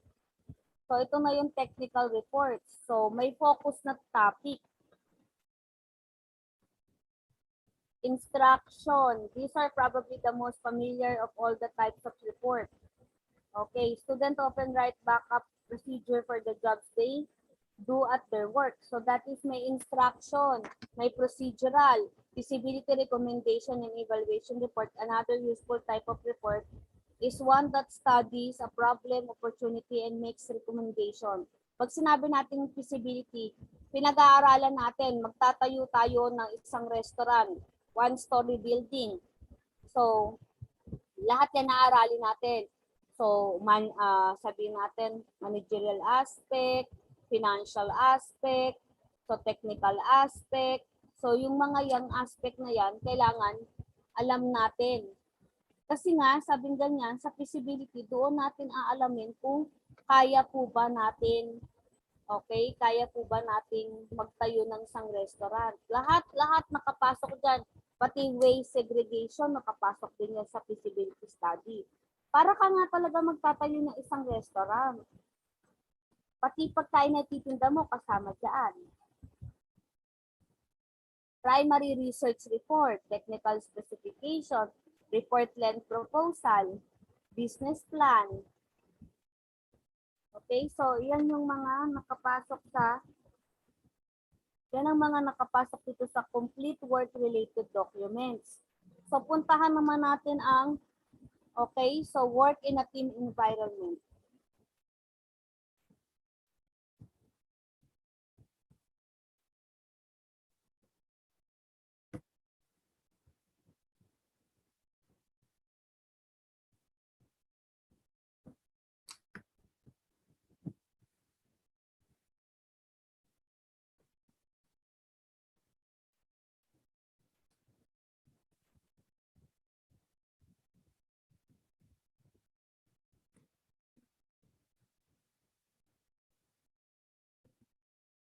Puntahan po natin tong team structure na to. Ano ba siya? Ano ba to? So sabi natin sa team structure is we need to identify the different type of organizational structure. Define the team structure. Puntahan natin dito, ano ba ang team structure or organizational structure? Ito po yung organizational chart. So andito si manager, andito si manager, andito si supervisor, andito yung empleyado. Those are the so-called team structure or organizational structure or organizational chart. Okay, so next natin, chain of command. Here's what each of these elements means to the organization. The chain of command. Your chain of command is how tasks are delegated and work is approved. An organizational structure allows you to define how many ranks of the ladders a particular department or business line should have. In other words, who tells whom to do and what.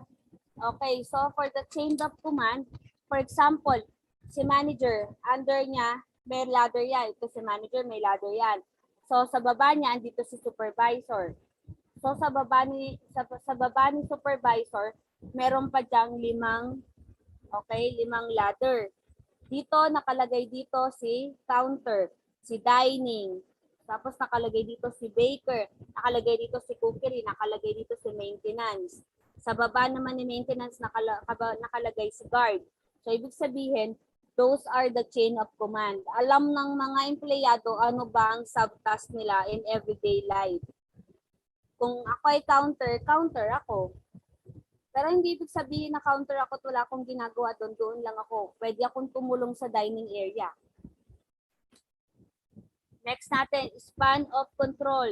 Your span of control can represent two things. Who falls under the manager, while management and which tasks fall under the department responsibility.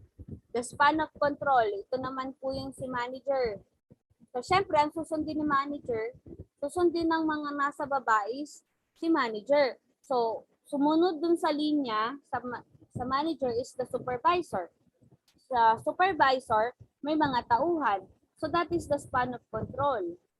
Lahat ng magiging utos ay manggagaling kay manager. Okay, si manager sasabihin kay supervisor, si supervisor ay magdi-disseminate ng information sa bawat empleyado. Centralization. Pag sinabi natin centralization, describe where decisions are ultimately made. The decision if the manager and the owner talk together, okay? So, syempre, sasabihin ni owner kay manager, kailangan nating magtaas magtaas ng salary ng empleyado natin. So, syempre, mag-uusap naman si supervisor at saka si manager. Kailangan nilang pag-usapan, sino na ba ang mga empleyado na dapat nating taasan ng salary. Bakit po? For the reason po na yung ating mga ibang empleyado ay part-timer lang. Pag sinabing part-timer, sila yung sabihin natin 3 months lang sila dito. Paano ko sila tataasan ng sahod? May benefits ba ako nakukuha sa kanila? Pag part-timer kasi, usually guys, hindi binabayaran ng mga fringe benefits. SS, pag-ibig. Okay, depende yun sa kontrata nun. Pero pag sinabi natin part-timer lang sila, more or less nasa 6 months lang. Aalis na sila or tapos na ang kontrata nila. Or depende po yan dito kay manager kung ito-continue niya pa ito as sabihin natin, si part-timer is nag-apply na para maging empleyado nito. That is the time na pwede siyang magkaroon ng fringe benefits. Pero kung ikaw ay part-timer lang for 3 to 6 months, wala ka pa talaga totaling fringe benefits. Matatanggalan ka lang nung mga sinasabi natin na, okay, nasa kontrata mo, tatanggalan ka nila ng SS at pag-ibig. So, pasok ka doon. Pero yung lahat ng fringe benefits, hindi. Kasi once na ikaw tinanggalan ka na nila nung sa tax, okay, pwede, dapat tsaka nung ibang mga benefits, kailangan meron ka rin 13 months na makukuha. For 6 months ka lang o 3 months to 6 months ka lang, paano ka bibigyan ng 13 months? Diba? Okay, sasagutan natin tong team structure po ng self-check. Naka-give na rin po ito.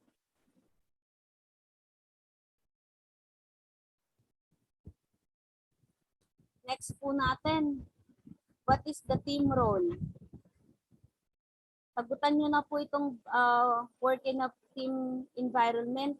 Kasi pagdating po ay bukas, ang ating itatopic na po ay, ito na po ang topic natin, practice career professionalism at practice occupational health.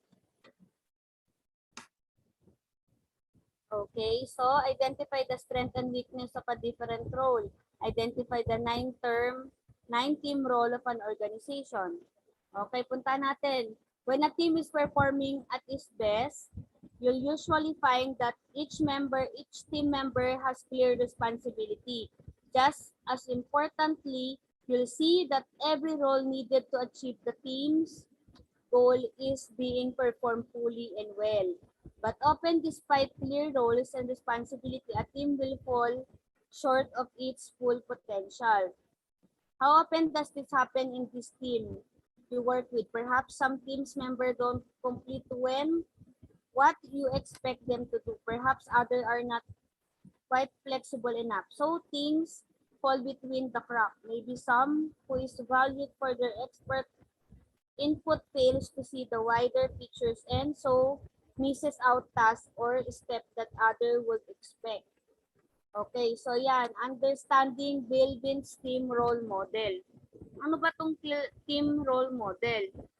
This team role, pumapasok si Shaper.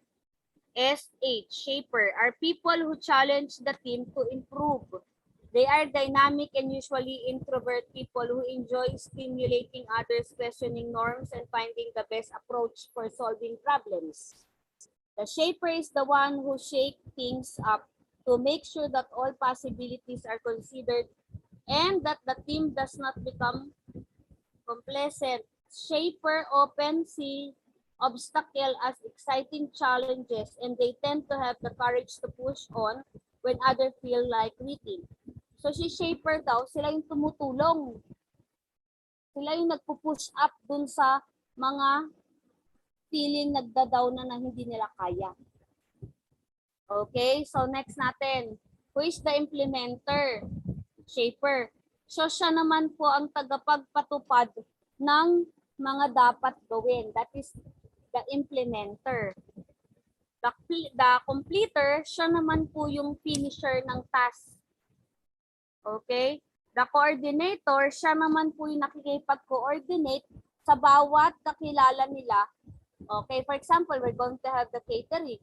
So siya yung nakikipag-coordinate sa lahat ng mga contacts nila. The team worker. Okay? So we are, sabi natin, tayo yung mga team worker. Okay? The people provide support and make sure that people within the team are working together. Those are the team worker. The resource investigator. If in case, si coordinator is meron siyang na-erase na, ay, hindi natin kayang ma-push yung activity natin because of this, that, so on and so forth. Si resource investigator, pwedeng siya yung makatulong kay coordinator. Okay, sabi kasi dito, they are enthusiastic team member who identify and work with external stakeholder to help the team accomplish its objective. Next is we have here plan. Siya naman ang taga-plano kung ano ba dapat ang gawin. So, we have here the plan A, plan B, and plan C. Pag nag-fail si plan A, we still have two available plan para gawin natin yung task. Monitor, evaluator. So, siya naman ang nagmo-monitor if everything is into the right position. Okay? Kasi napaka-importante nung may mga task tayo sa team environment. Napaka-importante na alam natin yan. May mga naka-assign task kasi mahirap na isang tao lang ang gagawa, one man work or one man task, mahirap yun. Okay? So, sasagutan niyo po ito. Next natin.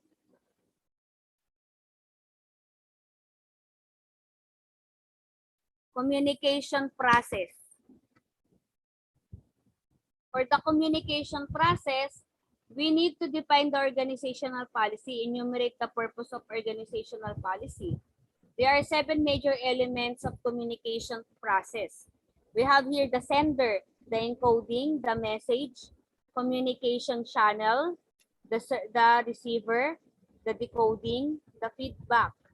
Puntahan natin ito. Sino ba si sender? The sender or the communicator is the person who initiate the conversation and has conceptualized the idea that he intends to convey to each other or to others. Encoding, the sender begins with the encoding process wherein he uses certain words or nonverbal methods such as symbol, sign, body gesture, etc. to translate the information into the message. The message, once the encoding is finished, the sender gets the message that he intends to convey. The message can be written, oral, and symbolic or nonverbal, such as body gesture, silence, sight, sounds, or any other signal that triggers the response of the receiver. Communication channel. The sender chooses the medium through which he wants to convey his message to the recipient. It must be selected carefully in order to make the message effective and correctly interpreted by the recipient. That is the communication channel. For the receiver is the person whom the message is intended or targeted. Okay, so naiintindihan natin yung flow na to, and then For the decoding, the receiver interprets the sender message and tries to understand it in the best possible manner. For the feedback, it is the final step of process that ensures the receiver has received the message and interpret it correctly as it was intended by the sender. Okay? It increases the effectiveness of the communication as it permits the sender to know the efficacy of his message. The response of the receiver can be verbal or non-verbal. May tanong ba?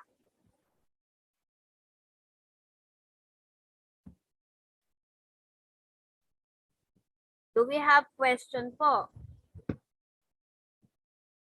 May katanungan po ba tayo? Wala po ba o meron? Wala po. Wala po, ma'am. Wala po.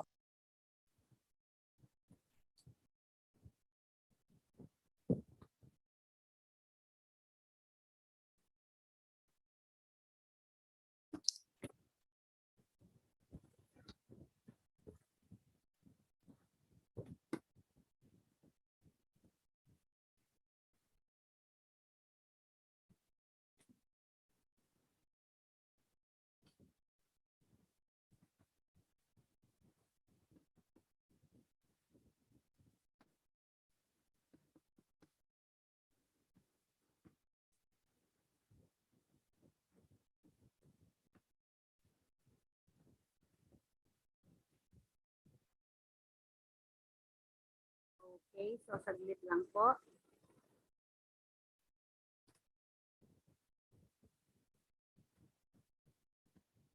May I ask you po to open your cam po so I could screenshot po your picture.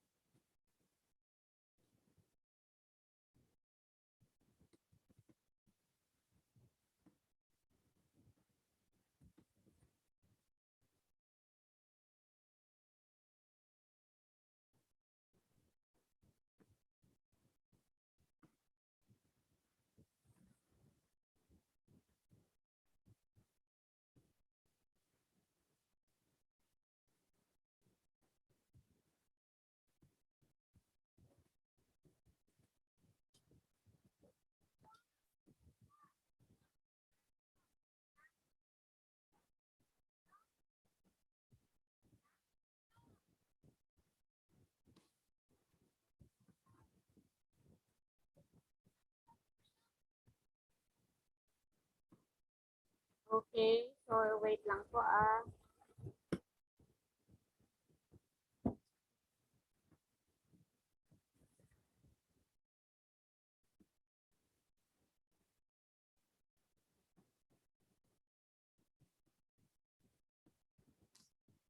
So ako po ay nakapag-screenshot po ng picture natin. So, may I know po, siguro 3 lang or 4 lang sa inyo, no? Tanungin ko kung ano po ba ang natutunan ngayong araw. Okay, yes, Miss Tating, Noveline.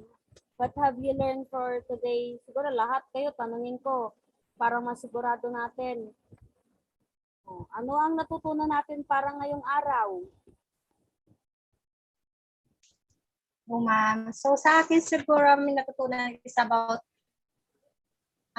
kanina po yung sa effective communication, yung kung halimbawa how to communicate other people, paano po tayo mag-respond sa mga taong nakakausap natin, for example, and then how to be a good example sa mga taong nasa harap natin, how to be respect them, paano po magsagot ng tama sa mga taong nagtatanong sa atin.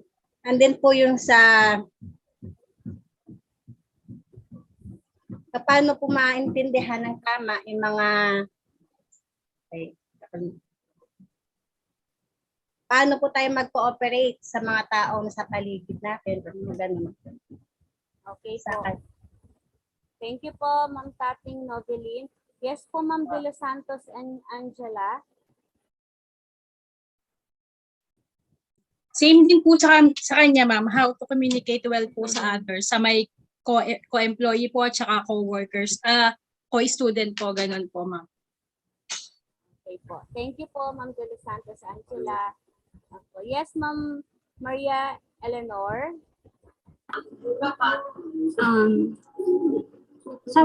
Tulad din po ng sinabi nila, yung how to communicate well in the workplace, lalo na po sa mga katrabaho, paano mo i-express yung sarili mo in a good way.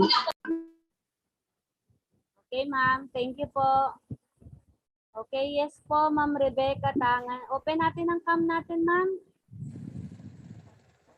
Yan, good afternoon po. Siguro ang mga natutunan ko yung nga communication techniques at the same time yung mga how to work as a team kasi syempre nandun yung pag nagtayo ka ng business, you have to to manage yung company. Tapos yun nga yung calculation, yung mga costing, so napaka-important na alam natin yung MIDAS para alam natin mag-costing. Okay, Ma'am. Thank you po. Apo. Thank you po. Yes, Ma'am Glycel Malakad. Open cam tayo, Ma'am, para at least makita po namin kayo. Ako naman, ma'am, yung sa ano rin po, yung sa communication din po sa ibang tao. Tapos, tsaka rin po yung sa job description po kung ano po yung dapat na talagang gagawin mo dun sa workplace mo. Tapos yung pakikipagsalamuha rin po. Yun lang po. Okay, Ma'am. Thank you po, Ma'am. Yes, Ma'am Vicky Barata po. Ganun din po, ma'am, yung about po sa communication skill po. Tsaka po yung make sure po na if yung may sasabihin ka po, maiintindihan po ng kausap mo yung sasabihin po. Sinasabi mo po. Yung about po sa batuhan ng tanong, sagot po. Okay, Ma'am. Yun po, ma'am. Thank you, Ma'am. Ma'am Vicky. Yes po, Ma'am Ana Lumen Isais. Hello po, good afternoon po. So yung sa akin din, same lang din naman po ng mga sinabi nila, different, pero in a different communication po yung natutunan ko. Yun lang po. Thank you. Thank you, Ma'am. Okay po. Yes po, Ma'am Melanie Bernardo. Open cam po tayo, Ma'am.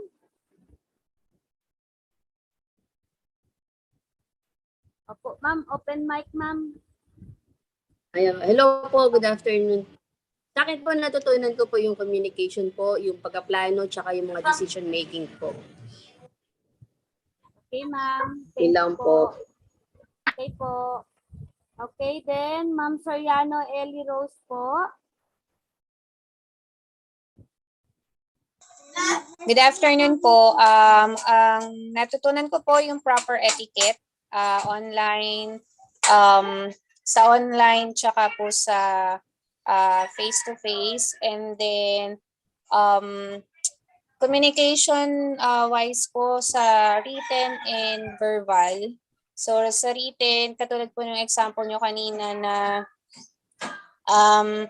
kapag nag-post po kayo dun sa bulletin, kunyari dun sa NIO, sa bulletin, kailangan po may connection, hindi yung basta-basta lang po kayo mag-post. Yun po. Thank you. Thank you po. Yes po, Ma'am Telma Agnote. Okay, open mic, Ma'am, para po marinig po namin kayo. Hello po, good afternoon po. Ganun din po, sa communication din po, kailangan po yung malinaw po yung ating pagko-communicate po sa bawat isa. Saka natutunan ko rin po yung managing relationship po. Kailangan po may maganda po tayong relasyon. Ganun po. Okay po, thank you.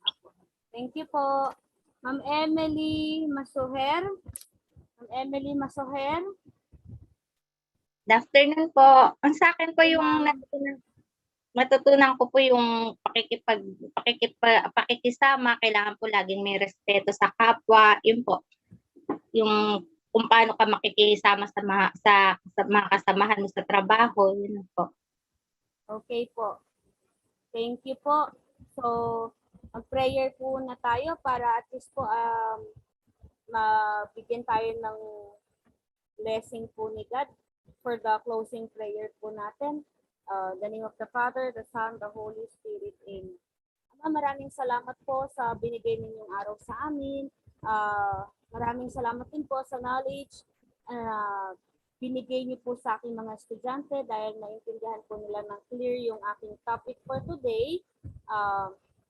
Humihingi kami pala ang mga yon ng kapatawaran sa mga nagawa namin pagkakasala sa pang-araw-araw na aming gawain sa aming buhay. Maraming salamat din po sa lahat ng blessing na ipinagkakaloob niyo po sa amin. Lahat ito ang may tinataas namin sa matamis na pangalan ni Jesus. Amen. The Father, the Son, the Holy Spirit. Okay, so